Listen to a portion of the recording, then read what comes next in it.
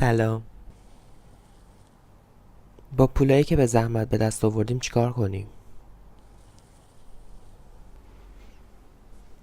اگر نمیدونی چجور تو پولات آتیش بزنی، ادامه این ویدیو رو ببین.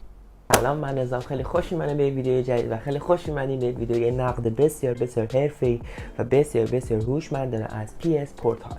اگه پولتون زیاد کرده و نمیدونید با پولتون چیکار کنین، این ویدیو برای شماست. جواب سوالتون رو توی این ویدیو میگیریم. من توی خیلی از ویدیوهای دیگه رفتم و جواب سوالمو پیدا نکردم. هم خارجی ها هم ایرانی ها هیچ کدومشون اون چیزی که من میخواستم بهم نگفتن و ریسک کردم و پولی که از زحمت با کشیک با فروش بازی، به خاطر اینکه من داخل کانال تلگرام فروش بازی دیجیتالی نیتندو سویچ و PS4 رو و PS5 رو انجام میدم.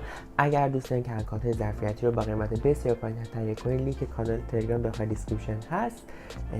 برید تو تلگرام، هر سالی هم داشتین در خدمتتون هستم. خلاصه آره، انقدر با زحمت این پول رو به دست آوردم و گفتم جهنم و ضرر، من اینو میخوام.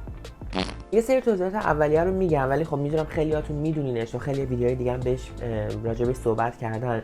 اینکه این کنسول نیست، یک وسیله استریم هستش، یک لوازم جانبی برای PS5 هستش و تا PS5 رو نداشته باشین این PS پورتال به درد گوزم نمیخوره، به هیچ دردی نمیخوره. اگر هم نمیدونین استریم یعنی چی، خب به انا یعنی اینکه تصویری که PS5 داره میده و داری با PS5 بازی میکنی به صورت آنلاین پخش میکنه تصویر رو روی PS پورتال. یعنی اینکه خود PS پورتال هیچ سخت افزار قوی نداره، گرافیک خاصی نداره خودش و همه چیش وابسته به PS5. یعنی تمام کارهای گرافیکی و سخت افزاری رو PS5 انجام میده، فقط تصویر میندازه روی PS پورتال. عمر باتری این دستگاه 8 ساعت تقریبا. بستگی نداره چه بازی میکنین، به خاطر اینکه براش فرقی نمیکنه. میخوای ردد باشه، میخوای پکمن باشه، میخوای یا بازی پیکسلی باشه، در اصل 8 ساعت بیشتر بهتون خوب 8 ساعت بیشتر بهتون ساپورت نمیده باتریش. خود کنسول خیلی راحته، ارگونومی خیلی خوبی داره، انگار که دسته PS5 رو از وسط دو نصف کرده، یه تصویری انداخته وسطش.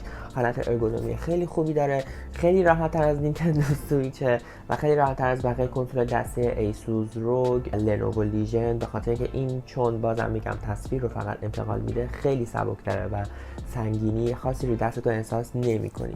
و به خاطر اینکه تمام ویژگی‌های دسته دوال سنس PS5 رو گذاشته، اون هپتیک ویبریشن ها یا چیزایی که مثلا اینا رو انجام میده یا خود ویبره های مخصوص دسته PS5 روش اعمال شده. صفحش لمسیه ولی داخل بازی لمسیش رو نمیتونین استفاده کنین، فقط برای اینکه بخواید یه سری پسورد انجام بدین یا مثلا یه سری کار انجام بدین لمسیش کار میکنه. تاچ پدی که داخل دسته PS5 هست که اینجا هست رو داخل دو طرف کنسول گذاشته که شما با 2 بار زدن به این ور یا به این ور میتونید اونو فعال بکنید. بلوتوث نداره و خیلی مسخره است به نظر من توی این عصر تکنولوژی که بلوتوث روش اعمال نشده و شما هدفون رو فقط با جک 3.5 میلیمتری که این پشتش هست میتونید شما هدفون بهش وصل کنید، ولی مشکل خاصی نداره به خاطر اینکه خودم هدفون پالس 3D دارم و با دانگلش که به PS5 وصله صدا رو از PS5 به هدفون من میگیره و من میتونم هم با دوستان چت بکنم، هم اونا میتونن با من چت بکنن، صداشون رو میشنوم، صدای بازی رو میشنوم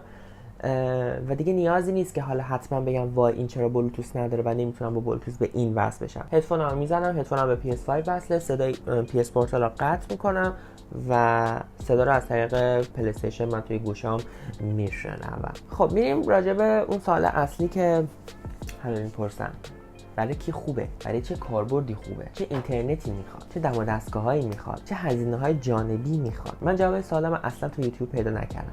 پس خرید کردم و رفتم این دستگاه خریدم. اولین پارامتری که میخوام براتون توضیح بدم سرعت اینترنت. یعنی اول برید سرعت اینترنتتون رو تست بکنید. من خودم اینترنت موبینت دارم، اینترنت TDLTE موبینت رو دارم، آنتنش 5 تاش پره. با برنامه SP تست سرعت آپلود و دانلودی که براتون هست رو اسکرین شاتش رو میذارم که با این سرعت من نتیجه خیلی خوبی گرفتم. و اینکه حتما شما باید روتر داشته باشید، مودم به درد نمیخوره. مودمای TDLTE که اکثر داخل بازار هستن فرکانس 2.4 مگاهرتز رو میدن. ما نسل وای فای 5 رو میخوایم، یعنی 5 مگاهرتز میخوایم. مودمای TDLTE همشون 2.4. اگر شما از اینترنت فیبر نوری استفاده میکنید و اینترنتتون کابلش به روتر وصله و از طریق روتر دارین استفاده میکنید، روتر خیلی خوب جواب میده. ولی اگر مودم TDLTE به تنهایی دارین یا اگر از ایرانسل TDLTE، موبینت TDLTE یا هر شرکت دیگه‌ای که مودم TDLTE بهتون میده که فرکانس 2.4 مگاهرتز بهتون میده، این خیلی نتیجه بدی بهتون میده، مگر اینکه سرعتتون واقعا بالا باشه. دانلودم خیلی بالاست ولی اصلا نتیجه خوبی نداشتم روی پی اس پورتال وقتی به مودم تنها وصل بود. به خاطر همین یه دونه روتر گرفتم، روتر رو به مودم وصل کردم و روترم اینترنت رو پخش کرد به پی اس پورتال و از طریق کابل لن روتر رو به PS5 وصل کردم. اینجوری که باشه نتیجه بسیار بسیار عالی و خیلی روون دارین و بازی‌ها رو با سرعت خیلی عالی بدون هیچ تأخیری میتونین اجرا بکنید. اگر کنسول دستی خیلی دوست داری و نمیخوای همش رو یه جا لم بدی و بازی بکنی، یا اگر فقط یه تیوی داری و ممکنه خانواده بخواد از اون تلویزیون استفاده بکنه و شما میخواین اون لحظه بازی بکنید، PS پورتال خیلی گزینه خوبیه براتون، چون PS پورتال با کیفیت 1080 پیکسل و 60 فریم بر ثانیه با 120 هرتز تصویر بسیار با کیفیت و خیلی خوبی بهتون میده. حالا یه سوال دیگه میاد، این که میگه خب ما میتونیم از ریموت پلی موبایل استفاده بکنیم یا میتونیم بریم بکبون PS5 رو بکبون سونی رو بخریم. خب اینجا مشکلی هست. من خودم PS ریموت رو روی موبایلم دارم. موبایلم آیفون 12 پرو مکسه. موبایلم خیلی داغ میکنه و کند میشه. تصویرش خیلی کوچیکه. من خودم با PS ریموت، با برنامه PS ریموت اصلا نمیتونستم روون بازی بکنم. ولی با PS پورتال میتونم روون بازی بکنم. یعنی ملاک نباید این باشه که اگر روی موبایل خوب اجرا نمیشه، پس روی PS پورتال هم خوب اجرا نمیشه. نه. PS پورتال به خاطر اون وایفای نسل 5 که روش سوار شده و با PS5 خیلی راحت‌تر میتونه لینک بشه، تصویر رو خیلی بهتر میده. به خاطر همین من از بکبون اونقدر راضی نیستم، و اینکه بکبون خیلی کوچیکه. ارگونومی خیلی راحتی نداره، ویبره نداره و ژیروسکوپش هم اونقدر راحت فعال نمیشه روی موبایل. مثلا یه سری بازی که ژیروسکوپ داشتن من روی موبایل نمیتونستم با ژیروسکوپشون بازی بکنم. برای کسایی که نمیدونن بکبون چیه، بکبون یه دونه کنترلر موبایل هستش که باز میشه و سوار میشه برای آیفون. من مدل آیفونش گرفتم، تایپ سی هم داره، ولی خب داره خاک میخوره، هیچ استفاده ای نداره مگر اینکه یه سری بازی بر موبایل باشن که به صورت افقی بتونید باشون بازی بکنید. کلا هیچ استفاده نداره و داره یه گوشه خاک میخوره. یه سوال دیگه هم که من داشتم و اصلا بهش جواب نداده شده بود توی ویدیوهای دیگه این بود که خب الان ما همه از اکانت‌های ظرفیتی داریم استفاده می‌کنیم. کمتر کسی هست که دیسک می‌خره. اگر دیسک می‌خره خب هیچی، سوالی نداره. ولی اگر اکانت ظرفیتی داری، این سوال برات میاد که مثلا اگر من گاداوار ظرفیت 3 دارم، واچ داگز ظرفیت 3 دارم، یه دو تا بازی ظرفیت 2 دیگه هم دارم، اینا رو چجوری میتونم استفاده بکنم؟ PS پورتال یه بدی که داره اینه که تو نمیتونی یوزرهای مختلف واردش بکنی، فقط یک یوزر میتونی واردش بکنی و اون یوزر اصلی خودته.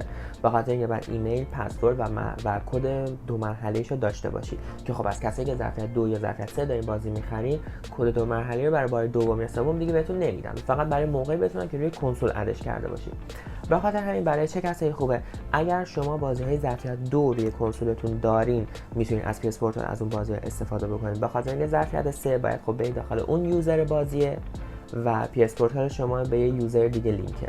به خاطر همین نمیتونین از ظرفیت 3 راحت استفاده بکنین، یا اگر بازی‌های ظرفیت 3 زیادی دارین نمیتونین استفاده بکنین. دیگه باید برید سمت بازی ظرفیت 2 که بتونین با اکانت اصلی خودتون اجراشون بکنین و PS پورتالتون بتونه باش لینک بشه و بتونه اون بازی رو راحت اجرا بکنه. یه پاراگراف باز میکنم توی دیسکریپشن زیر ویدیو کانال تلگرام من هستش که اکانت ظرفیت نینتندو سویچ، PS5 و PS4 موجود هستش که شما میتونید هم به صورت اجاری هم به صورت تست هم داریم، مثلا اگر از بازی خوشتون نیومد و اینا، و هم به صورت پرداخت اقساطی موجود هستن، هم میتونید محافظه بکنید هم میتونید بفروشین دوباره مجدد بازی‌ها رو. و اگر سوالی چیزی داشتین حتما ازم بپرسین، لینکش داخل دیسکریپشن زیر ویدیو هست. بازم میگم بریم بازی‌ها رو ببینید، ازم بخرین. خرج گربه دارم، 3 تا گربه دارم، یتیم من، مادر ندارم، باید خرجشون بدم. خود سونی PS پورتال برای این که تو بتونی همه جا بازی بکنی خب گو اضافه خورده، به خاطر اینکه توی آمریکا یا توی کشورهای جهان اول که اینترنت بسیار قوی دارن هم اجرا نمیشه، یعنی